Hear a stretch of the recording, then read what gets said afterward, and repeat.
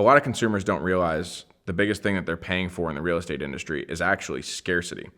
And it's one of the things that keeps real estate fees higher than what most clients would, be happy paying.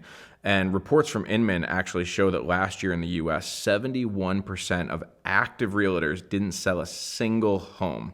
And so a large chunk of the ones that actually did, a lot of those are, they're selling maybe 1, 2, 2 to 5. They're not selling a ton of houses. And so that means that when you're working with a lot of these agents, they have to make the margins on each individual transaction to cover the cost of keeping their license and doing business. And on the flip side, you do have the big producers, right? And there are potential issues. Scarcity isn't really an issue there when they're doing 50, 70, 100 transactions a year. A lot of times what happens with those is, you have a team. Sometimes, you sign on with the top name, but you end up with a junior agent who's getting the bulk of the work.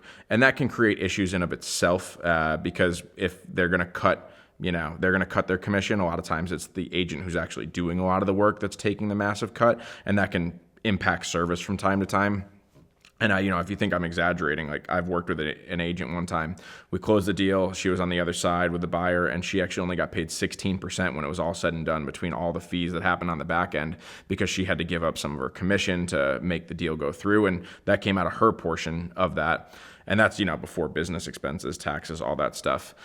And so at the end of the day, the current system and just the general scarcity, when you have, 4 million homes selling in the US and, 1.7 million realtors and up to 3 million licensed agents, including, lawyers and teams that can actually sell homes without being realtor designation folks, there just really isn't enough to go around. And that's another way in which KRG and our business model, our agents aren't fighting for scarcity. We're all working together with each one of our clients, meaning that we can responsibly lower our commission rates and pass those savings along to our clients because there's no scarcity issue when you work with KRG.